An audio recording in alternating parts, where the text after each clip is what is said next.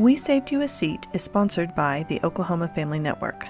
Oklahoma Family Network focuses on supporting families of children and youth with special health care needs and disabilities, as well as families who have children with a mental health or behavioral health diagnosis. Oklahoma Family Network provides families with emotional support, resource navigation, parent-to-parent engagement opportunities, and wants to ensure quality health care for all children and families by building strong and effective family-professional partnerships. Thank you for joining us as we continue our discussion on heart health with my friend Chrissy Cleary. Part 2 of my conversation with Chrissy walks us through her heart health journey, which began 11 days after giving birth. Thank you again for listening in to our conversation, which is already in progress. It was like day 11 after I had him, and I was like swollen. I felt like I looked like an Oompa Loompa. I was just like, this is ridiculous. I kept coughing. I was like, and it was like like 11th night, and I was like, that's it. If I'm having a panic attack, I'm going in to get some good meds because I need to sleep. I'm tired. I hadn't slept for more than like an hour in 11 days, like an hour at a time. I was like cleaning my house like I was nesting, which is odd right after you have a baby. Like normally that's right before, and just not able to relax at all. And so I got Andrew.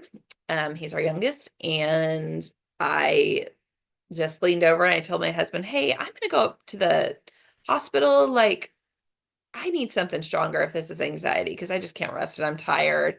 I was like, I'll be back in a little bit. And this is before like urgent care was really like up and running. So like there was no idea that I could just like go to an urgent care.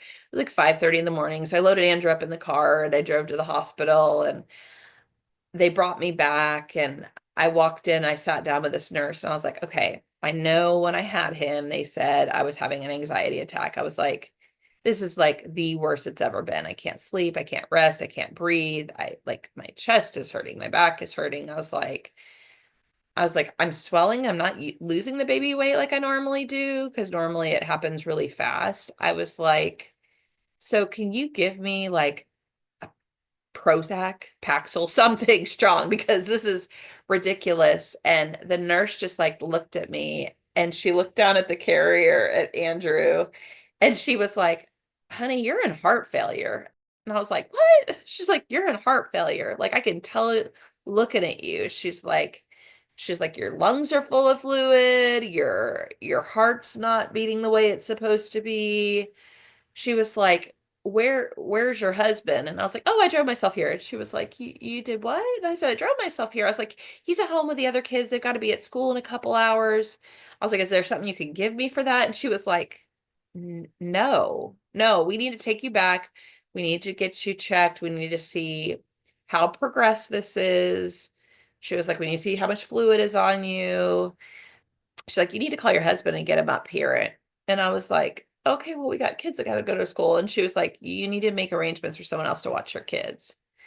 And I was like, no, nobody else watches our kids. It's just us. It's me. Like, I'm a stay-at-home mom. I'm living my best life, because I graduated from graduate school, but I decided to stay home with my kiddos, like during that time, just until they were old enough that they were all in school. And I felt like I had probably until I felt like I spent the time with them I wanted to. I think it was more about me and less about them. And so he got a hold of his parents and dropped off our older two, and then met me up at the hospital. And when he came up there, they had just done an echocardiogram on me. I hadn't gotten the results yet, and they were doing a chest x-ray. And they were like, we're going to need to put a catheter in you. And I said, no, no, I don't like those. And they said, no, we're going to have to put a catheter in you to drain out all this fluid. And I was like, I've had 3 kids. I am a pro at peeing. I can go to the bathroom all the time. I can go carrying one of my babies. I can go nursing. You don't need to give me a catheter. And they're like, you have 44 pounds of fluid in your lungs. We need to get it out fast. And I was like, oh, okay. So they gave me a catheter, gave me an IV with Lasix, and put an oxygen mask on me. And instantly I was like, I feel so much better. Do I get to go home at the end of this? And they were like, you're going to be here for a long time. And I was like, no, I have 2 kids. I've got dogs. I need to get home. I need to like they're going to need help with homework. And they were like, no, you're going to be here a while. And when I remember when my husband came in, he just kind of like stood at the door and they were like, can you watch the baby? Because we're trying to do this and she's still like nursing and everything. And then they took me into this room and they were like, okay, you're going to have to stop nursing. And I was like, for how long? And they were like, we're going to give you medicine that the baby can't have. And I think I must have just been so tired I wasn't hearing anything they were saying because I was just like, well, but like at the end of today though, well, I still need to take the medicine. Like, well, I just have to like pump and dump. Like I wasn't really understanding. And they're like, no, you're going to be on medicine for a while. And I was like, but I have to nurse. I nursed my other two kids for a year. It's only been 11 days. Like he's only had 11 days of breast milk. He needs more. He won't be healthy. He won't be strong. And they were like, and I guess they pulled my husband aside and explained to him like the gravity of it because I wasn't hearing it. And they were like, if she didn't come in today, she probably wouldn't have been here tomorrow. Like she probably would have drowned or died in her sleep or her heart would have continued failing. And they came in and I was in a bed and I was feeling like a million times better. Like the fluid was coming out. They were changing out these catheter bags like every couple hours. They were just filling up like crazy. And I was like, and my ankles were getting smaller and I was like, this is a great weight loss plan, like trying to make jokes. And they were like, we got the results of your echocardiogram and your ejection fraction was 18%. And I was like, I don't know what an ejection fraction is. And they said, it's how effective your heart is at pumping and yours is only at 18%. And I was like, oh, but you're giving me medicine for that, right? And they said, yeah, and we got to start this medicine right away. And so whenever you get done nursing, it's going to be like the last time you nurse. And I was like, and I still wasn't really hearing them. I was like, okay, well, can I pump until I'm done taking the medicine? And I wasn't being argumentative, but I was definitely being a little like just thick in that I wasn't hearing what they were saying. And somehow I convinced the nurse to agree to let me pump for 3 months because I was convinced by the end of 3 months I would be fine and able to start breastfeeding again. Looking back, I now know that had I not pumped, I probably would have healed more quickly because it was putting a strain. This is before, the electronic double pumps that just kind of did everything for you. Um, and so they gave me, like I was getting injections in my stomach to keep from clotting because I wasn't allowed to get up and walk around. They gave me a medicine called Coreg, and this is before Coreg could be like this slow extended release. And so I was having to take it twice a day. And every time I took it, I just like crashed, like asleep for hours. Like it was just like, and the idea was that it was supposed to let your body rest so that your heart could heal. And then I was on diuretics to get the fluid off. And I remember a cardiologist came in and he was very like pragmatic and he was getting very annoyed with the fact that I was like, when am I going to be better? When am I going to get home? When am I going to take the kids to school? When can I start nursing again?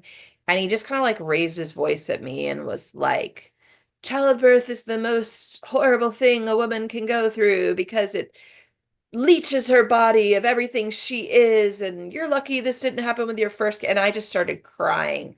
And my doctor, who had been my OBGYN the whole time, had walked in behind him and was standing behind him. And he was kind of a little man and she was bigger.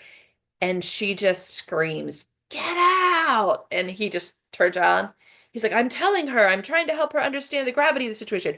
You will never have any more babies. And I was just like bawling at this point. She's like, get out. And she's like, and she gets him out of the room and I could hear her like yelling at him in the hallway. And I basically hear her say, you've got to understand all she has ever wanted is to have a big family and take care of them. And you're coming in here telling her like she can't do that. She can't even take care of the ones she has. And you're acting like you're lucky you had 3 kids, but to her, you've just taken away everything she's ever wanted.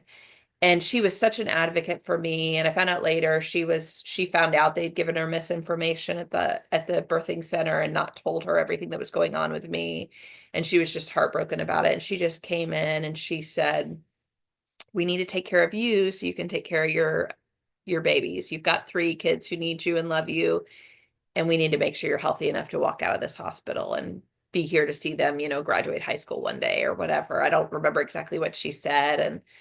And she's like, but you aren't going to be able to keep nursing. Like, you're just not going to be able to. We've got to get this medicine in you. And she was like, if it's really important to you that you might be able to pick it up if you get better, we can, hope that happens, pray that happens. But she's like, let's do it for 3 months and see what your heart gets up to.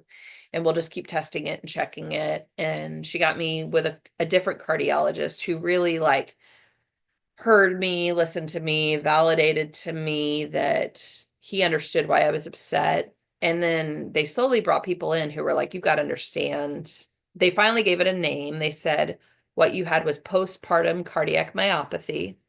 They said some people are impacted during pregnancy. I had a little bit of a sign toward the very end, but nothing that would have set off any alarms anywhere. And they said, it could have been caught there right after you had him, but for whatever reason, the weather, what was going on, who the staff was, it wasn't caught. They said, basically your heart just kind of failed, and they didn't understand why it had happened, because they said there aren't a lot of cases of this that we know of. We're just now starting to record cases. They shared with me there was another woman in Oklahoma who had it that year, and she died kind of waiting on a heart transplant. They said, but basically what we're gonna do is just watch and give you medicine and help you heal, but there's probably a good chance you're not going to have any more kids, because it looks like for you, childbirth is what brought this on. And so, but the doctor was really validating. My doctor was really great. I had and I did start just feeling better with the oxygen, and my in-laws took care of our other 2 kiddos while I was in the hospital, so my husband could stay with me the whole time. And it was really important, if I couldn't nurse our son, that he could be there with me. So he stayed there with me that whole week. My parents flew back in from Florida to be with me. And I remember waking up after finally sleeping well, and my husband being like at the side of the bed, just kneeling and praying over me, holding our baby, and the nurses in the hallway just watching like, oh, like, and I remember just feeling like the best I had felt since I was pregnant. And then they said, we've been providing the formula for your son, but we realized you have no idea how to formula feed a baby. I was like, no, I don't. So they sent a nurse over from the birthing center to show me how to make a bottle of formula and to feed him a bottle. And it was the same nurse that had been really dismissive of me, really talked down to me. And I was like, nope, anyone else, anybody else. And they were like, no, she needs to see this. She needs to see what was really wrong with you. And I was like, okay, teachable moment, fine.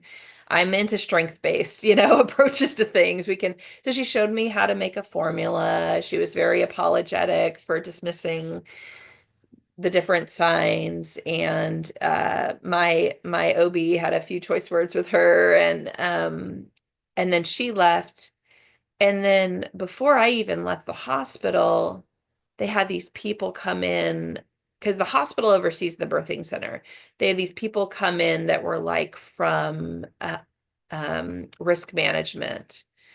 And they just started talking to me and bringing me papers. And they were like, we'd like to help you with this process. We recognize things didn't go smoothly. And I was just kind of in a fog. And I remember asking my dad to kind of talk to them. And I found out later it was like they were worried they were going to get sued or something.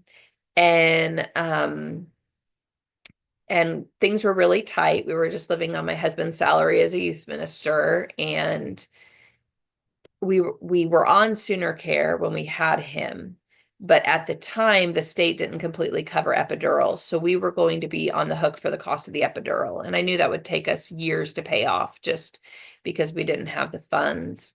And and they told me I wouldn't be able to work for a year because I'd been doing some adjunct teaching at a college and earning a little bit of income. And so I remember before I left signing a paper that basically they would write off the epidural and give me like a few $100s, which is what I would have gotten paid for teaching. I wasn't getting paid very much at the time.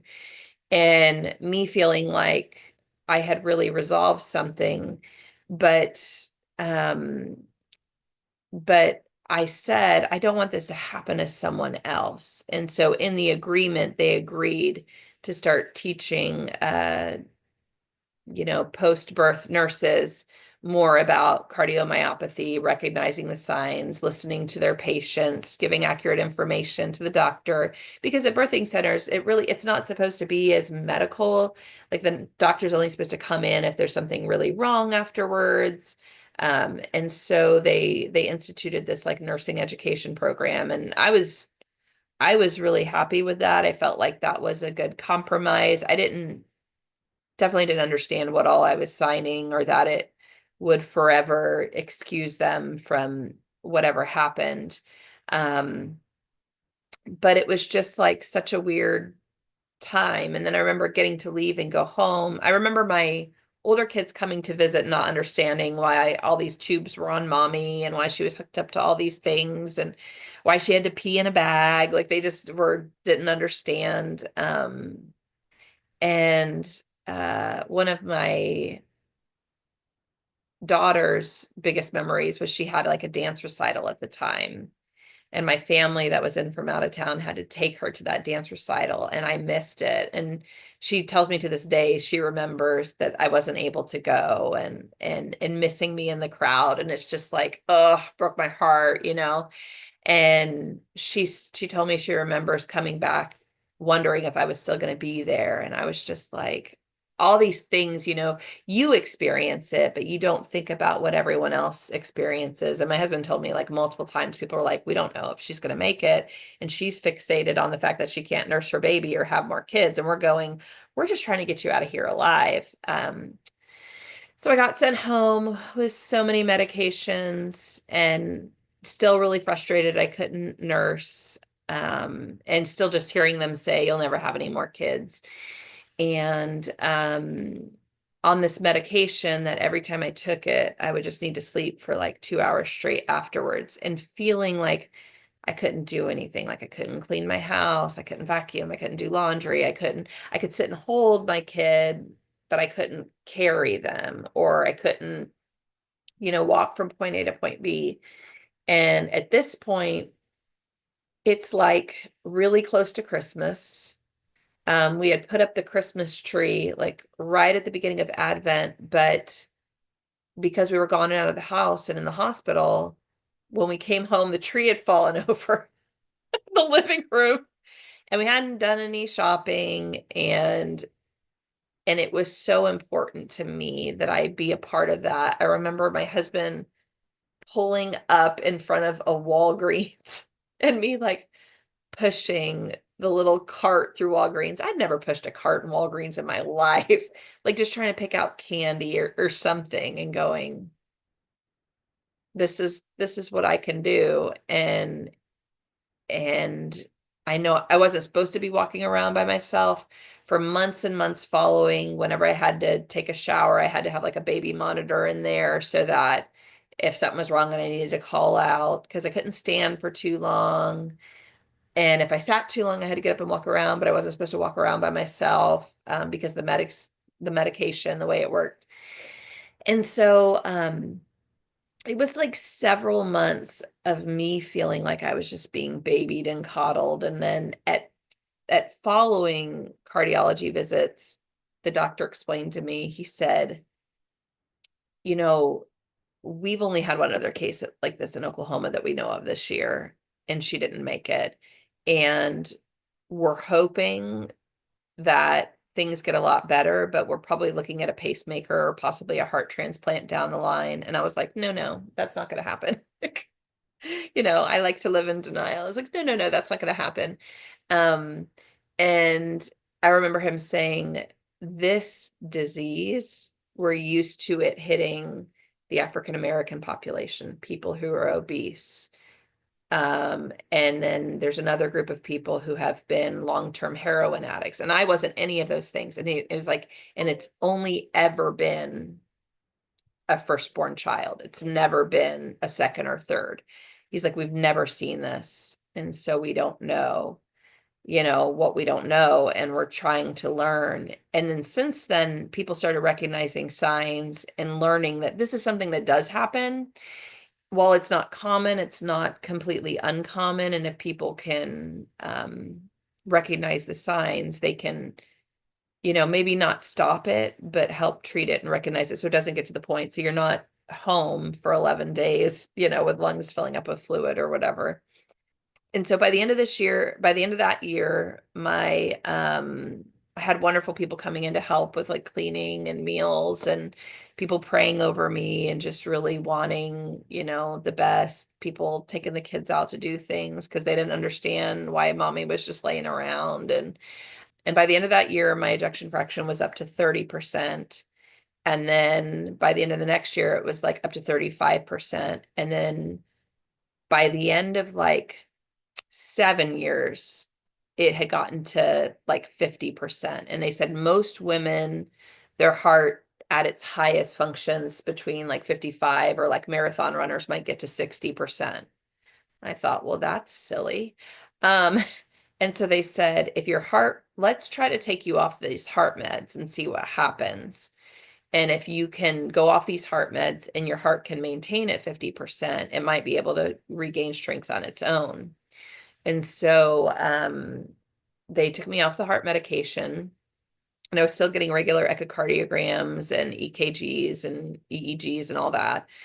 Still having to wear heart monitor on and off because I did have some episodes of like tachycardia, and they were just wanting to make sure that was okay. I was like, went off medication. I was off medication for a whole year and it maintained at 50. And then the next year it was like between 50 and 55. And it's remained at that. I still have times where ever since then, my immune system is just garbage. Like I can get sick really easily. And if I get sick, it always turns into a sinus infection. Like my body just can't fight it off. Like that's something that's very different because I used to be super healthy and I used to be able to exercise all the time and not get tired. And now it's like if I exercise, I can walk for like 10 minutes and my heart rate spikes to like 175 or something. And it's like, slow down, slow down. Like I'm not walking fast, I promise you. Um, and like each month during my cycle, when I menstruate, like I get really tired and my blood pressure gets really low and my heart rate kind of drops. And so I have to watch that. I'm not able to take any like cold and flu medicine. That's probably why when I get sick, it always like devolves into a sinus infection. Like even like the cold and flu medication that's for people with heart problems, like I can't take it. It messes with me. So I just have to be aware and pay attention to signs. I don't have I don't have any of the major chest pain anymore. I don't have any of the swelling except what I do to myself as an older woman now. And I haven't had, to have a pacemaker or be on a transplant list or anything. I'm only 45, so I know that that's, something that might come down the pike, but the doctors are pretty confident that as long as I don't get pregnant again, that it shouldn't happen again. And they still aren't quite sure why it happened. They don't understand, but it is what it is. And now my kids are 22, 20, and 18, and that kiddo that they didn't know if I was going to make it to see him graduate, he graduates in May and is going to college and wants to be on Broadway one day. It's just like, He's going to okay. get there. I have a feeling he's getting there. So I know. he's quite So, talented. yeah. Okay, so a couple of questions. So what are Mhm. some general ideas that you would say, you know what, moms out there, advocate for yourself in this way? Yeah. I'm an avid document keeper. So I always kept all my records and I knew what was normal for me and what wasn't normal for me. I'm I'm also a people pleaser. So if I advocate for myself and someone pushes back, I typically back down. This is one of those situations where you can't back down. If you know your feet do not swell in pregnancy, make them listen. If you know your blood pressure is high for you, make them listen. If you know that something feels off, and I never understood what that phrase make them listen before. Like for me it's kind of like, well, I said something and they didn't listen. But it's like, no, this is my life, and this is, I know that something's off. And it's also my insurance and my dime that's going to be paying for those medical bills. So if I tell you I want you to test something else, I need you to test something else. And if it's nothing, great. But it might be something. And so I think it's really good if you could show, hey, on my last pregnancy, this is what my blood pressure was the whole time. This is what my heart rate was the whole time. This is what my ankles look like. Um, this is really different. And I'm doing nothing different. It wasn't like with that pregnancy, I was suddenly working full time or laying around or I wasn't doing anything different. It was the same. I think I needed to turn off the part of me that just keeps saying they're the expert, they know best, and allow myself to be the expert of myself and my body and just be a little bit of a louder voice and advocate for myself. I remember, we probably should back up a little bit and kind of tell the audience how we know each other. Oh, yeah. And gosh, that it goes way back, pre-marriage for both of us, right? Yes. Yes. So, so yeah, let's tell a little bit about how we know each other because I remember you walking through this. But I'm trying to think. I remember meeting you at Eskimo Joe's on like a double date with Yes. our husbands. So- Yep. Yeah. So our husbands were childhood best friends, lived behind each other, played Little League together. Your husband's dad coached Little League with my husband's dad, and they were just the best of friends. They were in each other's weddings. And what was so funny is, our husbands had grown up in the St. Louis area, and then I grew up in Florida. And then my husband's family moved to Oklahoma when he was 15, and my husband's family moved to Stillwater when I was 15. And then my husband and I met in college, but then your husband went to college in Stillwater and you did, and that's where you met. And so I remember my husband saying, "Yeah, my childhood best friend is in Stillwater at OSU." And I was like, "Didn't you live in St. Louis?" I mean, it was just so bizarre to me. And we went, we would, every time we would go to St. Louis, we would visit, your husband's family because they were so close. And Yes, I you know, remember the exact same thing. I remember every time we would go to St. Louis, we'd visit your in-laws and having the opportunity to see him yep. in his childhood home. And so, oh my God. Yeah. Yeah, So it's just so weird. And then I went to St. Louis for graduate school, so we were back up in that area. So I would see them all the time, and my husband would be like, "Oh, this is where we played catch in the house and the ball hit the wall." And I was like, "You played catch in the house. That's not a good choice, but okay." Um, and I just yeah. remember that. Yeah, like, and when you had your kiddos and were building your house and we got to walk through that, and then, our first two kids, and then us both having boys who were just obsessed with baseball and loved baseball. And for a long time, we really thought the only thing our oldest son was ever going to do was baseball because that's all he cared about. And Yeah. yeah, It's it's, a wild ride, a wild way that our paths have crossed and we got to know each other. And I remember you going through this and while I honestly did not know much medically, I think I just had my first baby, hmm. a little before that. And I just remember looking over at my husband and said, "Uh, yeah, this is serious. This Yeah, is serious. She could have died." yeah, And I think that whew, yeah, I just remember being very, very scared for you and your family in that moment, yeah. and asking my husband to reach out to yours. And I do because I just remember how scary that was, even for me to sit back and just to watch your family walk through that. So Yeah. And I hear that from a lot of people that were, no, I really appreciate you sharing that because I hear that from a lot of people. There were a lot of people that were around me that were frustrated because I was so fixated on the fact that I couldn't nurse this baby or I couldn't have more kids. And they were like, you could have died. And I don't know why I couldn't hear that at the time. It was just, that doesn't happen to me, you know?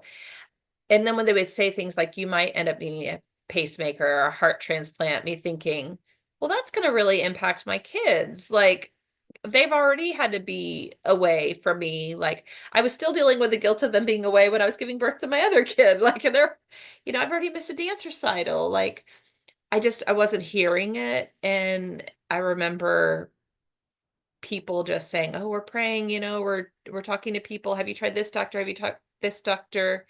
I think the other thing that's really important is having someone that you trust in your corner to listen to, because 3 months postpartum, I got a call from the cardiologist that I loved. Like, he had just been my biggest advocate. He was so wonderful. And he let me know, your sooner care has lapsed, and I don't take the insurance that you have through your husband's employer.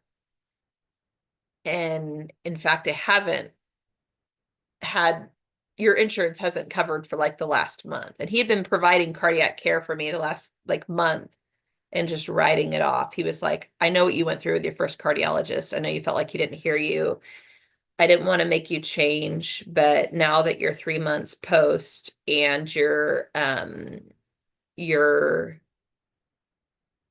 able to kind of be stable for a bit, because this is going to be your plan of treatment for the next year, let's get you to another doctor. And I remember the first doctor, like, it was just so unknown. I remember the first doctor I saw being hyper fixated on, what are we going to do to make sure you don't have more kids? And I was like, well, I've got that covered. Like, my husband and I have been, planning for our family naturally this whole time. Like, we know what we're doing. And she's like, no, no, no, I need to put you on birth control. And I was like, you want to put someone with heart failure on birth control? Well, I don't know what else to do. And I was just like, well, what I'm telling you is, I know me, I know my body, and we have a plan for that. And I hear you when you say I can't get pregnant again, at least not right now. And we have a plan for that. And she was just so pushy and persistent, and she didn't listen to me. And she was like, well, I'm going to give you a prescription for birth control. You can do what you want, but whatever. And I was in my head, like, the educated person in me is going, I know all the statistics about this. I know how effective this is. And da, da, da, da. So we left, and I said, I got to get another cardiologist. And, that was like out of pocket cost for us I was like, I can't go to someone who doesn't listen to me. I went through that already.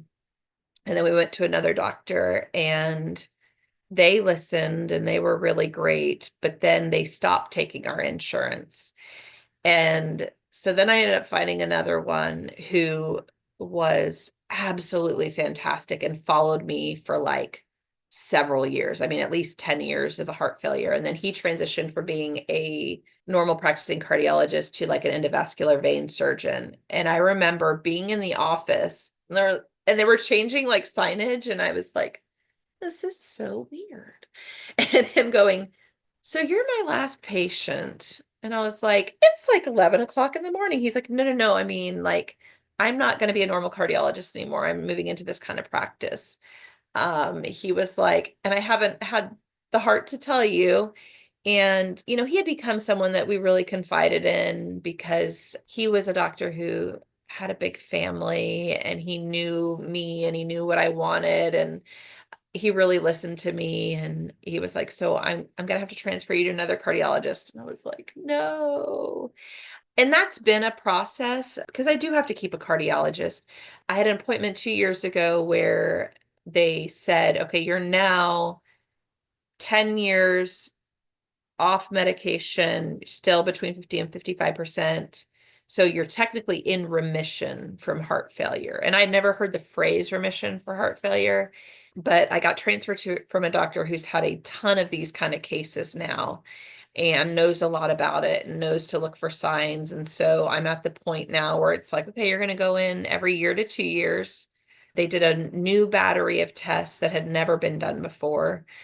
In addition to advocating for what you know is going on with your body, I think it's important to advocate for a doctor you trust that is going to walk alongside you in this. You have the right to be picky.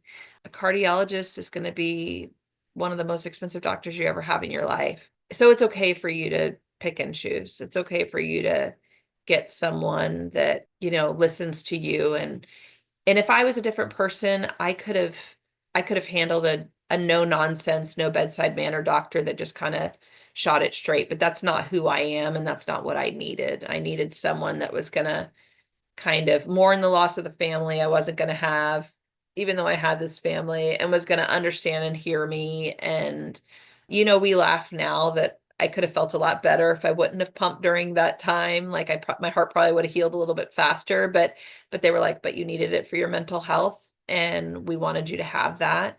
And just kind of look for creative solutions. When it happened with me, that was before milk banks existed. And so if it happens to someone now and you're not able to nurse your child and that's important to you, you can go to milk banks and take donated milk. That didn't exist when it happened to me. But knowing now how important it was to me, I think if that were to happen now, that it would be, you could have a nurse in your corner that could kind of advocate for that for you. I love that piece that you just said, that it's okay to find a doctor that's going to be right for you. I think there were people that wanted me to just focus on myself and my healing.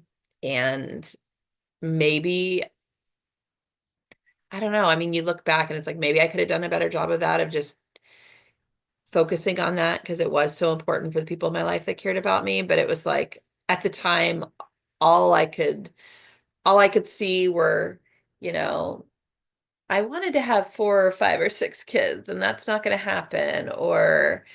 But there's always the bright side that comes after if you look for it. And since then, I've been able to work in the career field that I studied.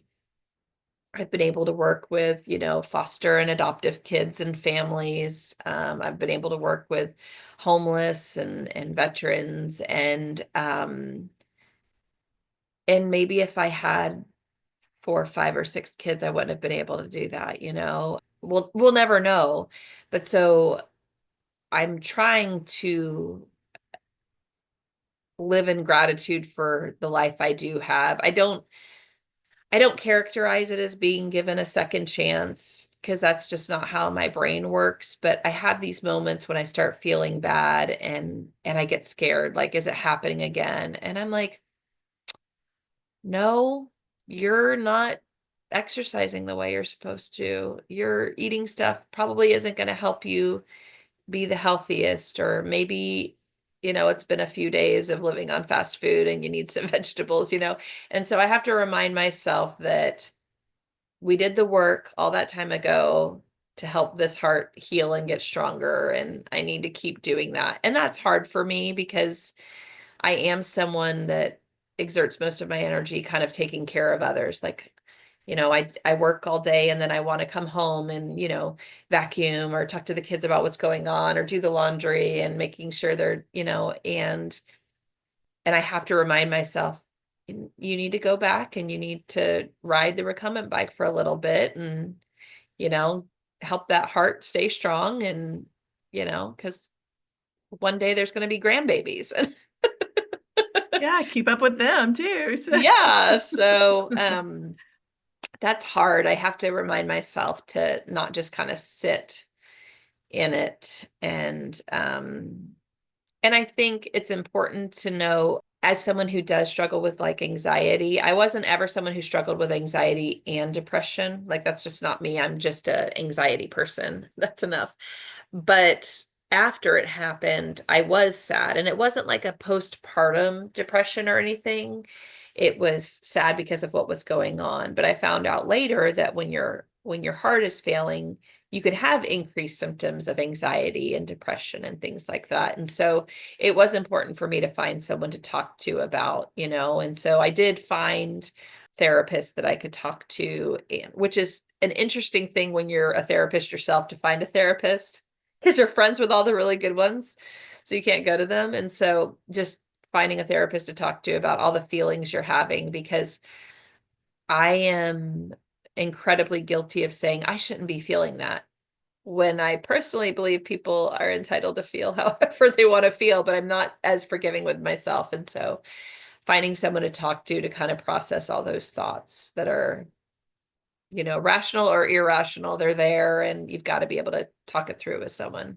Yeah, and I love that. I love that you were able to recognize as a therapist that sometimes therapists need therapy as well. Yes. So I think that's important. And then the other piece, there's there's a time for grief. There's a time for deep sadness. There's a time for, grieving what we thought that we have lost. And so Yeah. so yeah, I know we've had conversations about that too, in other Yeah. areas of life. But yeah, Yeah. that's oh my goodness. Well, I just cannot thank you enough for being a part.